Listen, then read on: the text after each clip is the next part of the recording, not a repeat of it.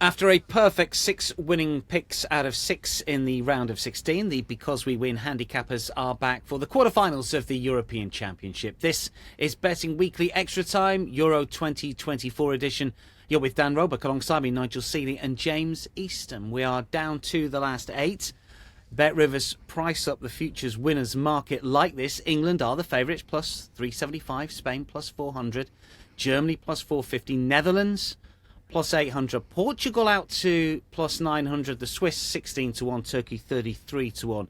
A lopsided draw, Nigel. We've talked about it before. I guess the interesting move now is for the Dutch at 8 to 1, but England still the favourites. What do you make of the situation when it comes to the futures heading into the quarterfinals? I think it's very intriguing, Dan. I think it's probably the most intriguing betting heat I can remember for a many long time involved in a major football tournament.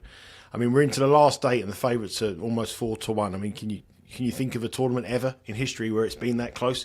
The two teams that were dominated the top of the market in France and England are almost the same price or even bigger than price on some occasions than they are to win the tournament. I think we've got a classic example here of, do we go with what we've seen in the tournament, or do we go with the form guide after 2 years and hope that those two teams who haven't performed, who top the market, England in particular and France, will find their stride as the tournament goes on? I think it's intriguing. I think it splits opinion. I think there's a lot of people who will say, listen, we're only going to bet what we've seen in this tournament. And there'll be a lot of people who turn around and say that no, England can't continue to play as bad as that, and then Mbappe's got to turn up at one stage. So I think we've got really, I don't think there'll be classic matches, but as far as betting is concerned, I think this is a really interesting major competition. Probably the most interesting betting heat that in a football tournament that I can never remember.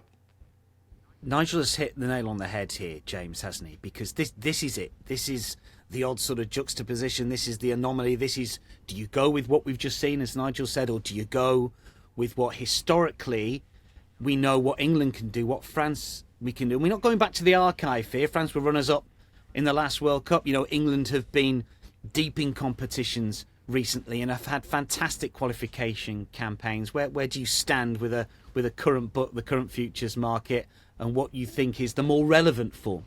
Well, the first thing I'd say, Dan, is that here at Bet Rivers, I think we've got a really good spread of anti-post picks. Actually, going back to before the tournament began, we've got people in our team on France, on Germany, on Portugal. So I think we're in pretty good shape. I personally wouldn't add anything to the portfolio now. I think Nigel's right. I think one thing also to point out is that the favourites have come through actually so strongly. It's almost more strongly than people thought, isn't it? I think we've got 6 of the top 8 teams from the anti-post positions have made it through to the last 8. And, you know, the 2 outsiders here who've made it through to the quarterfinals are Switzerland and Turkey. They're not even massive outsiders. They were in the top 12 in the outright betting before the tournament began as well. So it's all the heavyweight teams. It's feeling like, I totally agree with you guys, it's feeling like an old school tournament to me. This has got shades of France 98 in certain teams and the way they're playing. So it's very different from club football in terms of the games we're seeing. And yeah, the market is really interesting. Obviously, England's side of the draw, there's bigger prices available because that's where the outsiders are stacked. But it's going to be intriguing, is the word I think Nigel used there. I think that's absolutely spot on. It's really intriguing games here. They may not be the most exciting and open and entertaining, but from a betting point of view and also from a footballing tactical point of view, 4 very intriguing ties. I've cashed the first ticket of the day. I went over intriguing mentions at 4.5. We got 5 in the first 2 minutes. First cash of the day. Intriguing overs. I've cashed the ticket already. I just look. I mean, James has pointed out that we're heavy in terms of our futures picks, top half of the draw. I mean, do we not want to get someone on side for the bottom half of the draw here? I mean, Austria were a talking horse for a few days. They've crashed and burned. I mean, Nigel, should we not add the Dutch? Has the price gone? Do we not add Switzerland? England make that bottom half. None of us have tipped England on the show. I think we all think that they're too short, but do we not go for someone to try and hedge a little bit or not? Or, you know, what's your thoughts there? Should we? I mean, Dutch have come in here. They're 8 to 1. They were double that price. You know, they're the ones that have moved inwards. I don't think we could bet the Netherlands at 8 to 1. That's certainty. I don't think that Switzerland or Turkey represent any value, and I certainly don't think England represent value. England would be the one that you would probably bet if you had an opportunity, because if England win the next match 3-0 and then they win 3-0 next match, then it's in that massive rebase again. But if they stink the place out that they have done in the tournament, then we are where we are. The thing is with England is that we thought that if England got to the final, they'd probably be a marginal favourite against whoever they played. Now there was a rebase that England will not be the favourite whoever they play. Whoever England meet in the final, the other team will start favourites. Whether patriotic money can get them down to become favourites or joint favourites, I don't know. But at this moment in time, England will not be favourites against either Spain, Germany, potentially Portugal. They will be, but if it was Spain or Germany in the final, they would be the overwhelming favourites to get England. But at this moment in time, England have got the easiest route through. They've got her up their level. They're capable of upping their level. All they do so. But before we get carried away about getting England to the final, they've got 2 tough matches to negotiate. But I wouldn't add anything to the. Well, they might have to. Well, if they get to the final, they've got 2 matches to negotiate. But they've got 2. Yeah. So I wouldn't add anything now. I wouldn't add anything now. Just a quick word on the Golden Boot. As it stands, Cody Gakpo, who's got this unbelievable tournament record, hasn't he, with 6 goals across World Cup and European Championships. He's got 3. He's plus 500, tops the market. James Musiala has got 3 plus 550. Kane's got 2 plus 600. Mbappe plus 1,000. Havertz has got 2 goals plus 1,100 here. I mean, Nigel mentioned it. If France or England get going, then Kane and Mbappe should start to fire. There's a lot of caution in those prices at the moment for the Golden Boot, isn't there? Yeah, and you do get those tournaments that come along once every so often where the Golden Boot winner can be on 3 or 4 goals. We're used to obviously big hitters being at the top of the market sometimes. Mbappe was an example of that, wasn't he, at the last World Cup when he came through and won it. I quite like Kai Havertz looking at those prices at plus 1,100, given he's already on 2 goals. But I wouldn't back any of these. Gakpo's been fantastic, really impressed with him, and Musiala as well. Are they the out-and-out goal scorers you'd back to continue to score? Well, maybe. I mean, they're not out-and-out goal scorers, but they could have a run. But yeah, I think, again, here, I would leave it alone. I think we're, number one, a bit too deep into the tournament for me. And number 2, there's just, for me, too much uncertainty over which of these players are going to go through to the final. Because we've got so many heavyweight quarter-final and then semi-final clashes. So the prices, to me, look quite short, given that you can't really see a team and a goal scorer and you go, yeah, do you know what? I think they're going to make it all the way through. I've had a bet on that market this morning. Go on. I bet Gakpo this morning at 5-1. Yeah. I think it's a great bet because we're going to come on to all these matches in a minute. They're all going to be extremely tight, and the one match that we don't think is going to be tight, or I don't expect to be tight, is the Dutch match. I think that could be very interesting, which I don't want to give away the bet as we go along, but I think that game will be in for at least 0.6 of a goal more than any other game in the section. If they play in the semi-finals against England or Switzerland, that match will be in for higher goals than potentially in Portugal and Spain semi-final. And I think Gakpo at 5-1 is a great bet. I've actually bet him this morning. I'm already on Kane. I'm already on Havertz at 33-1, so I've added Gakpo to the list. Nice. We will get to that Dutch game against Turkey last up. Just a little bit of housekeeping before we start our selection. Obviously, the team have been in brilliant form. We are in profit if you have backed every single one of our selections. Obviously had a brilliant round of 16 courtesy of James and, of course, Steve. And some of the futures bets have cashed already. If you're backing the favourites, you've been down. Dogs, you've been down. Draws, you've been up. Both teams to score, yes, you're up. Unders, you're up, Nigel. Obviously, the line for total goals is pretty high, but it's way down now. Is it? Do you expect it to be fairly tight? I mean, there's not that many games still to go. We've only got 7 games left. Do we expect a little bit of an upswing? Well, I mean, I'm heavily involved on the spread betting on under 2 and under the goals in the tournament. I went under 139 at the beginning for a nice few quid. And then I went in again after the first section at 150. The line went up to 150. It's now trading at 120. And that's very, very low. It's 30 points on side. I just can't see how that can make up. I think even now that we're going for a low-scoring set of fixtures. I'll give you some stats on that in a minute. But I think unders bettors will continue to get the money, but the lines are adjusting very quickly. Yeah, they are, and you can see that in all of the quarterfinals. Let's get to the 4 games, shall we? Going to kick off with Spain against Germany, which is Friday midday Eastern. Spain a plus 170, Germany plus 180, draw plus 225 here. Over and under market at the moment with 2.5 goals is over plus 105, under plus minus 132.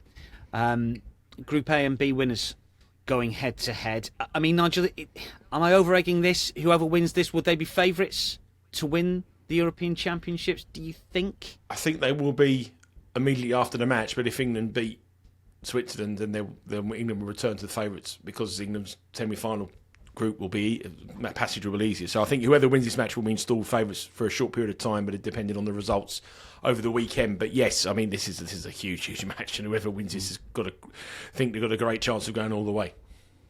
James, are you surprised that Spain are moneyline favourites? I mean, there's nothing really to choose between them. I mean, do you think we might see money for Germany? They are the home team, of course, or is this set on what we've seen in the group stages? I was surprised. Yeah, I was surprised Spain were favourites. Germany, they do have home advantage. It's a home game. I think Spain have been most people's best team so far. They played some great football. I don't actually think Spain have been tested yet. They fell in a fairly easy group, didn't they? Croatia, Albania, Italy. Then they weren't tested by Georgia. For all that Georgia played some good attacking football at times, we always thought Spain were going to win that game and win it easy. I don't think they've been tested. I think the central defensive partnership at Spain hasn't been tested yet. We're going to find out just how good they are through the heart of their defences. So yeah, I was surprised. I think the value bet here, if you're going to get involved in the game, would be on Germany. Well, Germany are slight outsiders. That might change at kick-off. Spain, of course, as James has alluded to, winning 4 from 4, only team to have done so far. When they met in the Qatar World Cup group stages, finished 1-1. Spain were favourites plus 150, Germany plus 180. The draw was plus 240, so it's slightly different here. I mean, Nigel, you tipped Germany to win the tournament. They owe you nothing here. You've got a chance to hedge, or are you going all in with the hosts? I'm getting all in with the hosts. I think they're a wrong price. I think the big syndicates will come for Germany here. I think this will go for a genuine 50-50 match. I really do. But it goes back to my point all along. Do you look at what you've seen so far and gauge the tournament, or do you look at the build-up coming into it?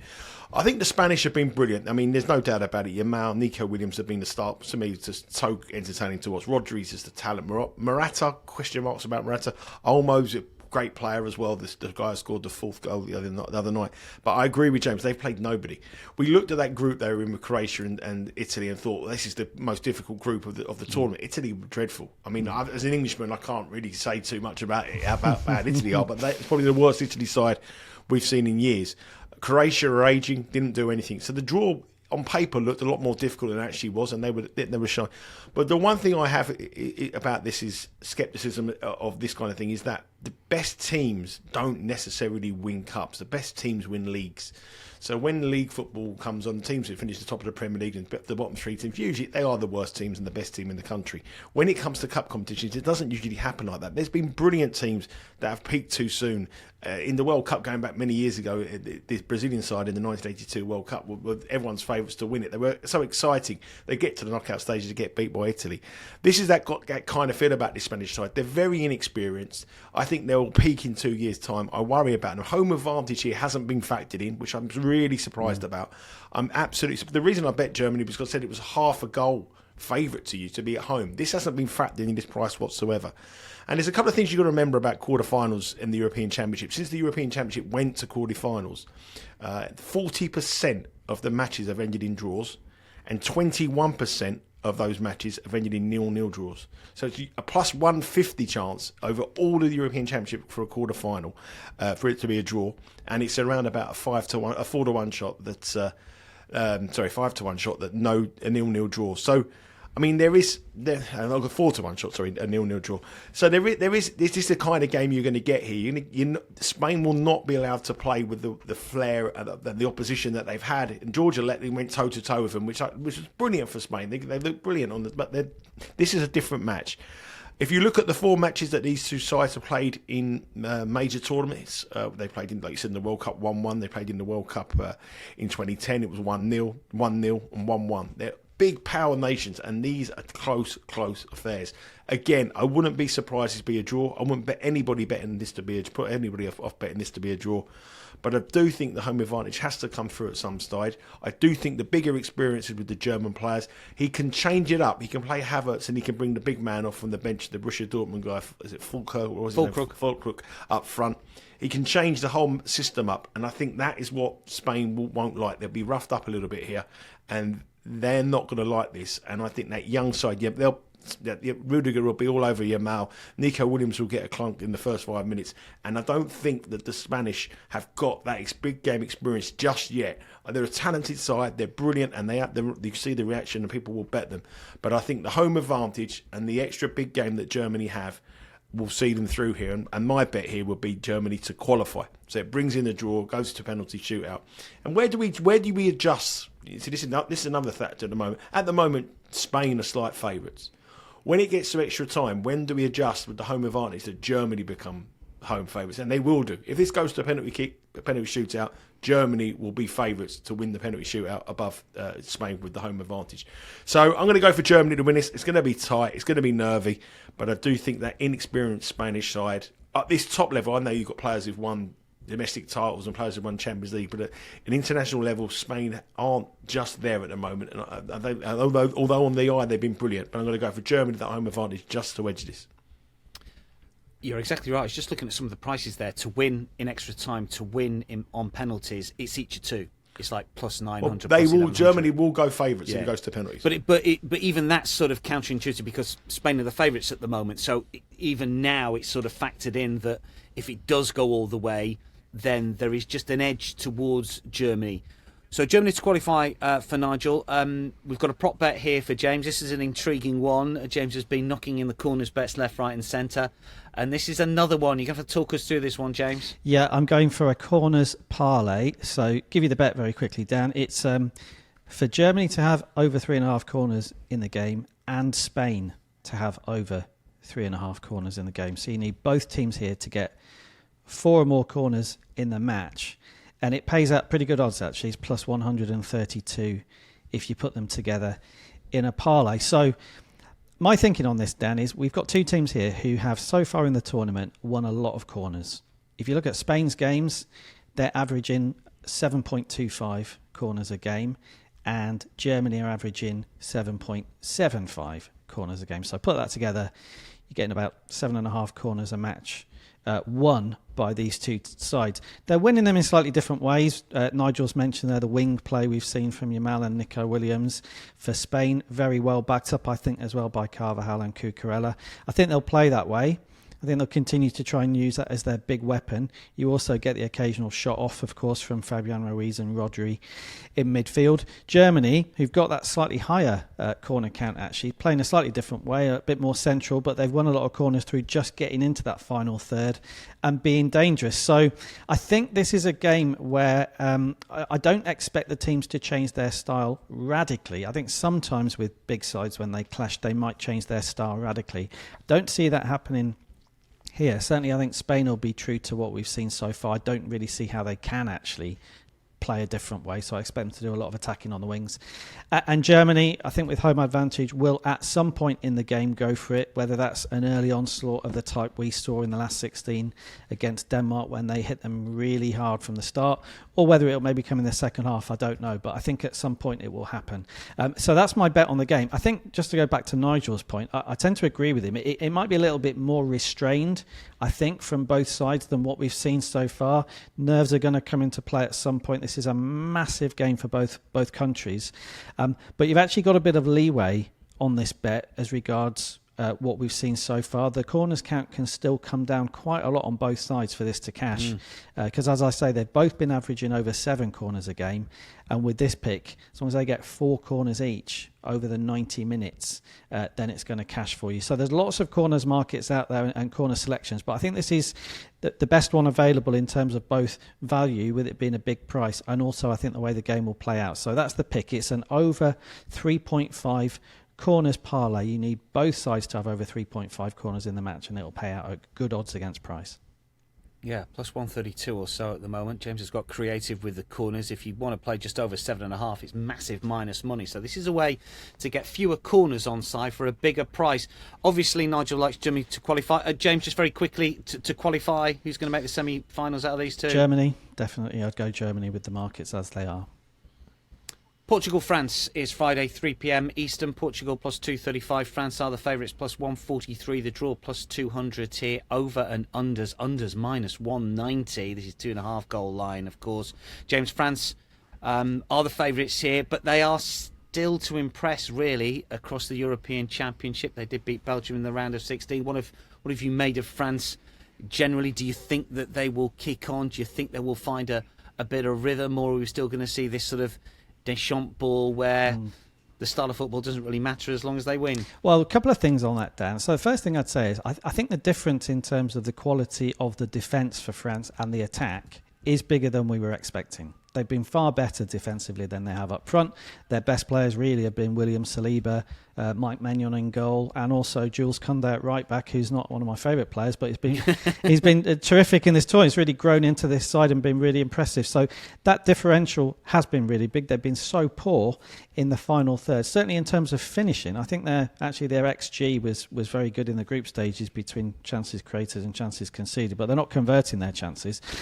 But Didier Deschamps won't mind. He will not mind at all. And I think, the way he sees a tournament is, well, he gets the tournament going. He takes a look at his side as they're going through the tournament. He says, well, where are we good? And he'll just build on that. So if they were to go through 0-0, 1-0, all the way to the final, he wouldn't care at all. And yeah, that's part of my thinking on my bet for this game, because I've gone under goals. I just feel that France are finding their identity through playing the games, and their identity is clearly defensive.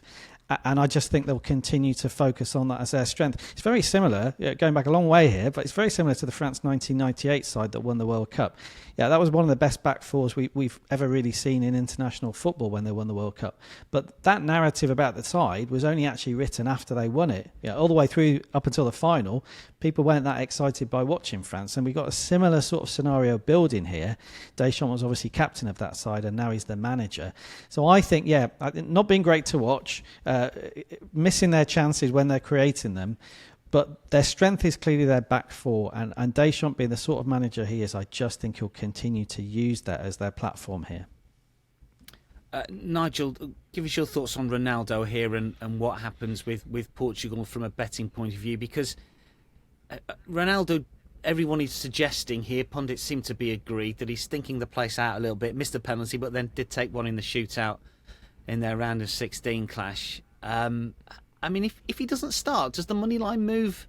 Do you know? Is he that bad? If they put Gonzalo Ramos up front, would Portugal get a little bit shorter, or is it not a factor and it's not going to happen anyway? So there's no point in discussing it.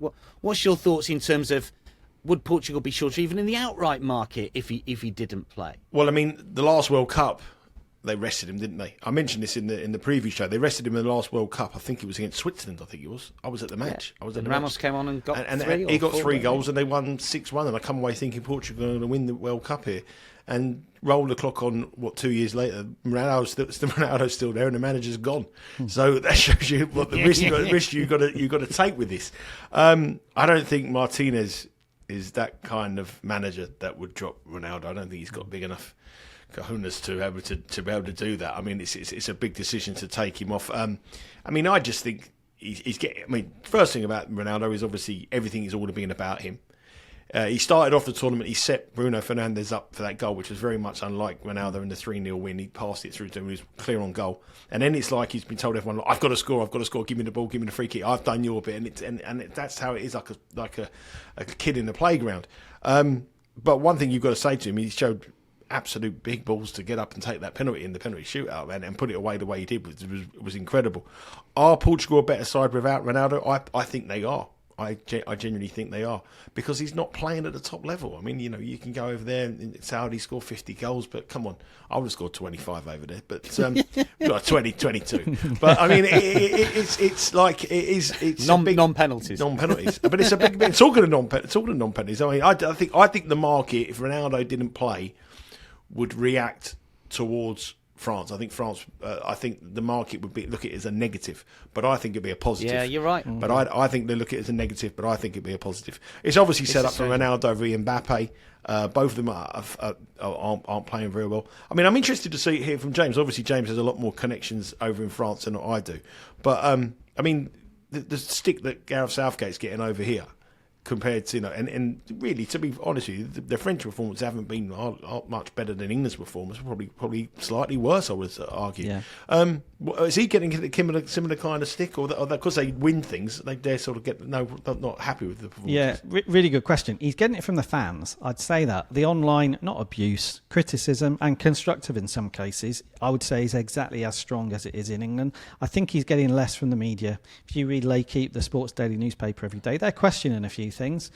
Playing Griezmann on the right wing in the last game, they're questioning that, and leaving Thuram 40 metres from any of his teammates up front. There's queries about it, but not really criticism, and that's really, I think, down to his record. They trust him to do things in the end correctly, and he's obviously got that track record behind him, which is helping. So yeah, I think there's issues really in this game about what does he do in attack, because he has got the defence right. He is very negative in midfield, you could argue, going with a 3-man midfield where none of them is a creative midfielder, like he did last time, Tchouaméni and N'Golo Kante and Rabiot. Rabiot suspended this time, so it should be an opportunity for a bit more invention in midfield. He probably won't do that. He'll probably bring Camavinga in as a straight swap. So the questions from the media and the fans are really all about the attack and trying to get the best out of the front players. But the question is, does he really care enough? Maybe he waits for them to nick a goal and then he'd be very confident about them defending. So if they went out here, I think it might actually be the end of the road for Didier Deschamps. He's been here 12 years. I think there'll be a lot of talk about it being a tournament too far. So there's a huge amount riding on this game, not just for France, but for Deschamps personally. And I think in those circumstances, he tends to lean into what he's most comfortable with. And we know what that is. It's about being difficult to beat first and foremost. Well, that's good news for me, Daniel, because I want to be on under 2.25 goals as well, minus 148. I would actually go for under 2 goals. I mean, look. You've alluded to your picks here, so look, James, you can go first with your play. Yeah, well, I mean, we see the game the same. We've just gone slightly different lines, haven't we? But my pick is under 2 goals at minus 104. I mean, the fact that's minus 104 tells you what the market's expecting here. A low-scoring game. And, every which way I looked at this match, I thought, can there be 3 goals here in 90 minutes? I just cannot see it. Listen, anything can happen. But if you look at the way they've played so far, if you look at the way I think France and Deschamps in particular will set up, I think it will be a close game, and I think it will be a low-scoring game. Defences, I would say in both circumstances, both teams actually have been better than attacks. So it wouldn't surprise me for the defences to be on top for most of the match. It's a low line. Some people may prefer, near even money for plus 2.5. But the way I looked at it, as I say, will there be 3 goals in 90 minutes? I don't think so. So it might be one of those games where if you back this under 2 goals at minus 104, you only get your stakes back. But I just think that, the value is still with you here, and you've got that safety net anyway if there were 2 goals. So I was very happy to back this. Slightly safer from you, Nigel. Yeah, I wouldn't put anyone else going under 2 goals. I've just gone for under 2.25 goals at minus 148. A little bit lower than we would usually go on this show, but I think the protection of the 2.5 goal half would be 2 goals and half would be 2.5. It gives me a little bit of added protection. If you look at France's tournament this so far, 1-0, 0-0, 1-1, 1-0, and they haven't scored a goal from open play. That's pretty bad, isn't it, for the French side? I mean, he knows how to win, and he's got a proven track record, and Gareth Southgate's got a proven track record. We don't know how to win yet, but we've got a proven track record. But it seems to be a different sort of belief about this French side, that everyone's saying they're going to come good and England aren't. I think Portugal has also been involved in a 0-0 draw this tournament, a 0-0 draw with Slovenia as well. Wouldn't surprise me at all to be this being 0-0. James made my case even further for me on the 2.5 when he said it's a huge match for Didier Deschamps. Didier Deschamps will just try not to lose this match. Doesn't matter if he gets through in penalties and extra time. I think we could see a lot of draws again. As I said, 40% of the games in the quarterfinals and European Championships end in a draw. Wouldn't surprise me to see this one in a draw. I like the 0-0, but I'm going to go for under 2.25 goals. But I wouldn't put anybody off going for the higher line of the 2 goals to get a bit more money for you. Very, very quickly, who's going to qualify, Nigel? Who's going to make it through to the semi? France in a penalty shootout. Okay, France minus 143 to qualify. James? Yeah, France for me, extra time or penalties would be absolutely no surprise. Probably looking around about 9-11, something like that for an extra time in or a penalties win. England-Switzerland is Saturday midday. Eastern time. England are the favourites plus 120, Switzerland plus 295, draw plus 200 here. Over and under market, well, over is plus 165, under minus 215. Nigel, I thought you were heading out for this one. You are heading out, but You're heading out for the semis and the final, so you're watching this one in a bar somewhere. I No, I'm presume. going to this one as well. Oh, you're going to this yeah, one? I'm going to all three. Quarter-final, You semi-final, go, I see. final. Yes. I I'm going see. for it, What's the yes. itinerary? So when you're going out, what's the itinerary? A couple of museums. Look at some steam trains. Excellent. Just walk Love it. around. Nah, nothing. Just look at the culture. Just going. Anyway. Yes, I'm going out. I'm going out on Friday, and I'll be there Saturday. I'll be there. I'll be on the Instagram account because we win Instagram account, giving you some updates from the stadiums and all my trips out there, and also on Twitter as well. I'm looking forward to it. Yeah, I'll be at the semi-final and hopefully in Berlin for the final, watching England. I'll only go if England win, but depends if I'm getting some stick from home. If I get some stick from home and she wants me to come back to do some DIY, or we need to go to IKEA, I might just go to Berlin and just have a couple of days over there. With regard to this match, I mean, Listen. I'm going to ask you the question here because you're betting England. Yes, now, I am. We said on the last show that no one in the right mind should be backing England at There the you go. moment. I mean, they were Right heavy mind. minus money against Slovakia. They're like minus 250 or whatever they were. Obviously, different price, different opponents. But I would think that the vast majority of tipsters here, and I know you can be a bit counterintuitive, but people are going to want to get with Switzerland somehow. Quarter ball, half ball handicap. Yeah. You're going to have to. You're making the case for England. This is going to have to be a good case. Well, I tell you what. Well, they all want to make the case because they've seen the performances on this tournament so far. Okay, they beat Italy 2-0. We said Italy the worst team that we've ever seen, worst Italian side I've seen for a long time. They drew 1-1 with Scotland. People forgot that. You know, Scotland had probably better of it in the second half. They drew 1-1 with Germany, who had already qualified. So, okay, they've come in great. England have stunk the place out. They've been awful. They've been dreadful. They've been the worst since, but they're in the quarterfinals. Very similar to France, very similar to Portugal, I suppose, at some stage, only showing glimpses, not even a glimpse. So the thing is, you've got to look at this match and you think, can England replicate the form that we know? And can they replicate and be the thing? Or are they suddenly become an awful team who are... My only worry is that I don't think a lot of them look fit. I think they look tired. I think they look lethargic. That's a problem. But I watched a lot of the game so far, and a lot of you can say that for a lot of players. Mbappe, you can say for a lot of these players, they look rather tired. The energy comes from the minnows. It's all the minnows who've got nothing to lose. They're playing up with some energy. I remember. I'm going to come on to the bank point. I know we've pushed for time, but I remember so many tournaments following England. I remember the 1990 World Cup. They said after 1-1, we've got to come home. We came home with Ireland. We drew 0. We had to beat Egypt in the last game. Mark Wright scored ahead of 1-0. We then played Belgium, where Belgium absolutely dominated England. We scored with the last kick of the game, and suddenly that changed. That there was a feeling that we could do this, and then we've got better. We played brilliant against Cameroon, and we were brilliant and lucky to lose against West Germany in the semi-final. We were way ahead of England, but we had a performance. Little things turn tournaments, and I just think that Bellingham goal may have just turned. I mean, you saw straight away after that Kane gets a goal within a second, but half a minute or so. So I just think little things turn. And obviously this is all about price. Well, I mean, let me tell you, if England played Switzerland on the first day of this tournament, at the first group stage, what price would you be England? Well, there'd be minus money. Well, what price? Minus 130?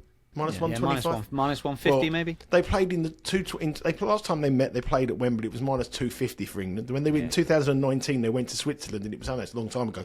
But it was even money they were to win in Switzerland. Now England are drifting. They're plus 125 and getting bigger and bigger and bigger. And I think they'll get to a price where they are a bet. And I think 125, 130, England are a bet to this. England, player for player, are better. The other thing I like about this is because Gareth Southgate doesn't like to make change. We saw that at half-time. He didn't make... Austria last night, they weren't losing. He made 2 changes at half-time. Changed the system, and suddenly there was someone lucky not to win yesterday last night, but it was brilliant management. We know the weakness in England's side is the manager. Tactically, he's not clever. He's not astute, but he's got... changes, it's been enforced in him now. The big problem is Trippier on the left-hand side. There's no balance in the side. Trippier's a doubt for this match. If Trippier doesn't play and he has to change it, then England have got a great chance here. Konsa coming in, I would expect, for Gaya. He's got to change the system. He doesn't make big game decisions, but with these injuries and with these suspensions, he may have to do that. Just fallen upon it. Everything is fallen for England here. The draw, the last-minute goal, and sometimes you see teams that just got their name on the trophy. And I might be saying this because I'm English, but I wouldn't bet them at plus 350. I have bet them the night I was at you at 5-1. I bet them at 5 I hope to 1. our bet stand. because I traded out. I was thinking about trading out of them. But I just think that the price has got too big. And the more people who are tipping up Switzerland, the bigger price they're going to get. My only worry is it's a 0-0 boring draw. Under 2.5 goals is a big runner here, but very, very short.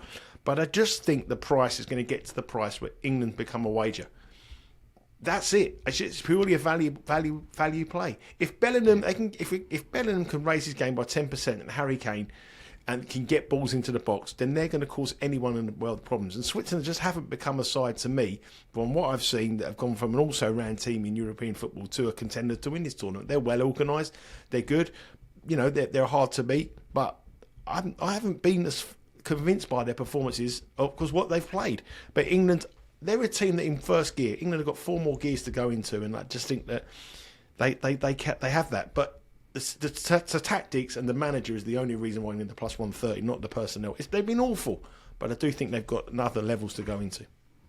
Nigel likes England, look, and Nigel's exactly right. And pro punters will tell you, pro bettors will tell you. You look at price equivalents and comparisons, and you say, well, look at this game. How on earth can England be that price? But then you can equally argue, look how they played in the group. Depends on what side of the fence that you fall on. Nigel likes England plus 120, plus 125 at the moment. James, you've got a lean for us here you can talk us through. Yeah, I do, which is on the goals. But just on what Nigel's saying there about England, he's mentioned David Platt there, and we can think of Gascoigne in '96 against Scotland. And the moment that's not forgotten, but, not talked about as much, which was just before the Gascoigne goal, which was Scotland nearly equalising from the penalty spot. Yeah, McAllister, yeah. If you look back at the times when England have done well in our lifetimes, and how they did it, they were moments, weren't they? They were campaigns. The sliding built on doors moments, definitely. There's never been an England side, even the ones we're talking about, here, which we still remember, which was built the way that Spain was built when they were dominant. This England team have players who can produce big moments. Bellingham's just shown that, and Kane's obviously shown it in the past. So that's who we are, and that's how we play when we play well. Then this England team actually fits that model, doesn't it? And what we saw in the last round was an example of that. Nobody remembers that Belgium battered England in the 1990 World Cup, hitting the post and having far more quality in midfield.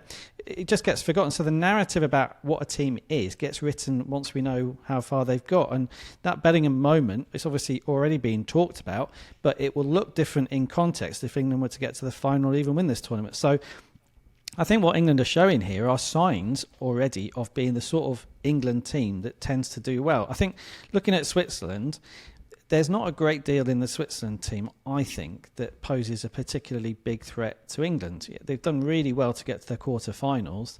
They've beaten a really weak Italian team in the only knockout game they've played so far to get here. The group stage is a different type of football. So the price, as Nigel put it, I remember Nigel making the same point before the World Cup semi-final, Argentina-Croatia, I think it was. What price do you get on this game, 10 days ago or 14 days ago? And I certainly wouldn't back Switzerland here. They look to me to be too short, because I think, as Nigel's saying, a lot of people are just getting overexcited about Switzerland and underwhelmed by England. Having said all that, I'm not actually backing England here. I'm going to leave it to Nigel because nor am I. I've got enough riding in my tickets. So I'm not, but I just think they're a price though, James. I just think. Do you think England? I know they haven't had it yet, but everyone's just waiting for them to have a 2-0, 3-0 win, and that's that hope that we think they're going to change it. But I do think that Southgate will be enforced to make the changes that everybody's needed. Cole Palmer has to start. He sort that problem out left back if Trippier isn't fit, and suddenly England have a bit more balance. And he hasn't done it by pulling. I can't imagine making a very, very. He's not a manager who's going to pull someone. Say Harry Kane, for example, you're not playing well, I'm dropping you. I can't imagine that being that kind of manager. But by making the changes because he's got suspensions and injuries, I think that will help England. They'll have more balance, and then we'll go into a scene with a little bit more flair about it. It's the balance of the team that's wrong. It's the left. It all stems from the left-hand side. Sort the left-hand side out, then England can play. Foden and Bellingham just can't play together. Cole Palmer comes wide, gets the balls into Kane, and Bellingham can run in off when Kane comes deep. But he's not going to take Foden off. He's not going to take Kane off. But if there's injuries or suspensions, then he has to. And I think that change will be good for England. Yeah, and I also think as well, at some stage we might actually see a different tempo from England early in the game. It's slightly informed my bet here, which is a lean really rather than a bet. But I've gone for over 0.75 goals in the first half, which is available at minus 104. So as long as you get a goal in the first half here, then you're going to make a profit. And I just feel with England, they have been lethargic in early stages of games so far. I think that will possibly change here. I think they'll have a reality check after that last game where they realised how close they were to going out. It might almost free them up a little bit now to just go for it. But putting England to one side, Dan, I think this is actually a good bet on the stats because we've talked about how many early goals there have been in games at this tournament. If you look at the Swiss, there's been a goal in the first half of all 4 of their matches, and there's been a goal in the first half of 3 of England's 4 matches. And also there were a lot in the group stages, but then you might argue, well, group stage football and knockout football is not quite the same. Well, that would be a fair point, but actually there was also a goal in the first half of 5 of the 8 last 16 games. So I just feel here, over 0.75 goals in the first half. It's only a half point win if there's only 1 goal, but it's worth doing, I think, based on those stats. Minus 104, I think, is a fair price. And if you were to ask me which of the 2 teams will score, well, you don't really have to worry about that, do you, with this bet? But I think England, as I say, I just feel we might see a bit more energy and a bit more positivity from them early in the game, and it could possibly open up a little bit more than we think. But I'm leaving England to Nigel. Nigel watches a lot more England games than I do, but I think on the goals, at least here you've got the stats on your side as well from the tournament so far.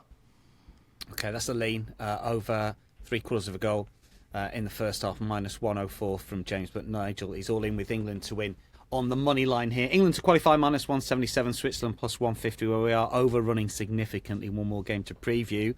Netherlands, Turkey, Saturday, 3 p.m. Eastern, the final quarter-final of Euro 2024. The Dutch open up right about minus 200 right off the bat of Turkey's win last night. Now they're minus 165 last I looked. Turkey plus 480, draw plus 300. Over and under here. I mean, the last I've got scribbled down, and it may well change, is plus 165 or over 2.5. I think this is a good overs game for me. Let's get some thoughts on this. James has got a lean. Nigel, get your thoughts first. Look, the Dutch should have been much easier against Romania. I mean, it was easy in the end, but I thought they played really well, even though they're only 3rd in their group. I'm starting to like the fact that they are building a bit of momentum. Give us your general thoughts on the game and any leans that you like. I think it's a huge advantage for the Dutch side, having the fact that the Turks were absolutely gassed, weren't they, after that match against the match against Austria last night. They've all fallen on the floor, exhausted. Montella, the manager, he's only kept 1 clean sheet in his 10 matches in charge, so there's usually goals when Turkey play. The Dutch here obviously got goals in with Gakpo. We've mentioned Gakpo there. I like the goals angle here. I like you. I like over 2.5 goals, both teams to score. I did expect the Dutch to actually start around about minus 120, something like that. I thought that'd be about minus 120 price, minus 1, even maybe 110. But as the game went on, the intensity levels from that Turkey match and the players going down with cramp, suspensions, and all kinds of things going on, you could see the price on Holland getting shorter and shorter as the match went on, and as this match has gone on. I think the money line is probably too short to get involved in the Dutch. If Turkey have got anything left in them, they've got a goal threat. I think we've got to concentrate on goal bets. So both teams to score will be a lean and over 2.5 goals for me. James, what's your thoughts on this one? We've got Çalhanoğlu probably returning for Turkey. I think they might lose Gökçe. I think he was injured anyway, but he's out with suspension. But not too many picked up another caution. There was plenty of players on it for Turkey. What's your general thoughts on this one? Yeah, very similar. I think the Dutch are too short looking at the price. I mean, yeah, they've beaten Romania very convincingly, but it looks really short to me. I'd go with the goals here. I think the way these 2 sides have played so far, they've been pretty positive generally. The Dutch missed a lot of chances and yet still won 3-0, didn't they? So they got goals in them. I think over 2.5 would be the bet on the goal line, and then also both teams to score yes, which is around 134, 136. That might move a little bit. It's obviously odds on, but I think that's worth doing because I can see both teams threatening. I did think about Turkey on the Asian handicap here. +1 on the Asian handicap is minus 124. I thought, are the Dutch going to win back-to-back knockout games by a couple of goals? But actually what talked me out of that was you could have a scenario here where the Dutch are in control of the game and a goal up, and Turkey go for it and are absolutely shattered. after that last 16 game, and we've just seen the Netherlands get a couple of goals late on in the game anyway. There's a great break, wasn't it, from the Dutch to get their third goal against Romania. So it might be a bit harsh on Turkey if they ended up losing by a couple of goals, but yeah, I could see that happening, and that dissuaded me actually from getting involved in Turkey. So I'd leave the match market and the Asian handicap alone. I think it's all about goals, this. I think even though they're odds on prices, I'd be backing overs or both teams to score here. And I guess we go Gakpo again. Wouldn't he anytime goal scorer if we're on him for the outrights, Nigel? I know. Are we adding Gakpo officially, or is it just your personal bet? Are we putting it on the P&L sheet? We'll add it after the tournament. We'll decide after the day. No, we're not going to put it on. I've actually bet him. I mean, I wouldn't put anybody off betting, but if you want to bet him, you bet him. I think we've got enough bets on that market. So, but I think he's considered the second favourite behind Depay, and I think that's wrong. In the goal scoring market. Well, I mean, it's very close. Bergwijn, I don't know why he's right at the top of the list. Gakpo and Depay, sort of each of three round about plus 240, plus 250 for that trio. Who qualifies, Nigel? Holland. James? Yep, same. So we're not suggesting any surprises, are we, here? I guess Germany may England. be a slight surprise. Let's get some best bets of the ones we've put up before we power down and Nigel can pack his suitcase. What's your best play for the quarterfinals, Nigel? I would love to say England, but I'm not. I'm going to go for under 2.25 goals, Portugal against France. James, what's your best play? My best play is the over corners parlay. It's over 3.5 corners from Germany and Spain at plus 132. Love that. That wraps up Betting Weekly Extra Time Euro 2024 edition. Many thanks to Nigel and James. Good luck with your bets. Let us know your thoughts on our YouTube channel. Really good conversation and picks from everybody who's contributed so far. Keep them coming. Nigel, good luck in Germany. Do you need luck in Germany? Yeah, of course I do. You need luck everywhere you go. You get on a plane going 37,000 feet, you need luck. Need a bit of luck to make sure you touch down the bottom. Yes, I do.